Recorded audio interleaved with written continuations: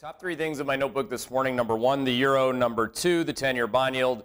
And number three, the Russell 2000. So first on the euro, very interesting day yesterday. Obviously, you had two components to the day. The first component of the day was a big macro move, or an allegedly big macro move that actually didn't occur. So people thought the euro would go down, instead it went up. People thought bonds would go down, instead they went up. People thought gold would go down, instead they went up. So in the face of this newsiness, and again, this was the call that we wanted to make, if the euro holds $1.35, which is our long-term tail support line, versus the dollar, you want to buy it. So again, you're long euros here, you're short the dollar ahead of what we think will be the next big catalyst for the dollar to the downside, which is the Fed meeting where they'll get easier. Now, second point, which is of course the 10-year bond yield. This jobs report just does not provide enough cowbell. I'm sorry, okay? At the end of the day, I'm saying sorry in the Canadian accent. But the reality is you can be in Canada and be a lot happier than you are in the U.S. today, because the jobs picture is not improving at an accelerating rate. So again, a deceleration from last month.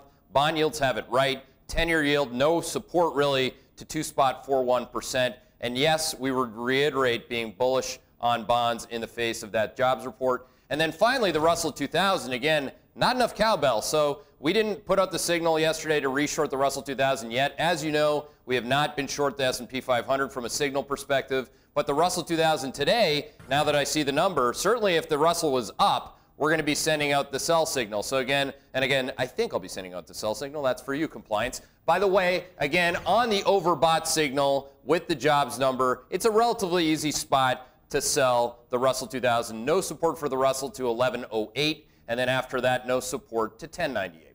And those are your top three things.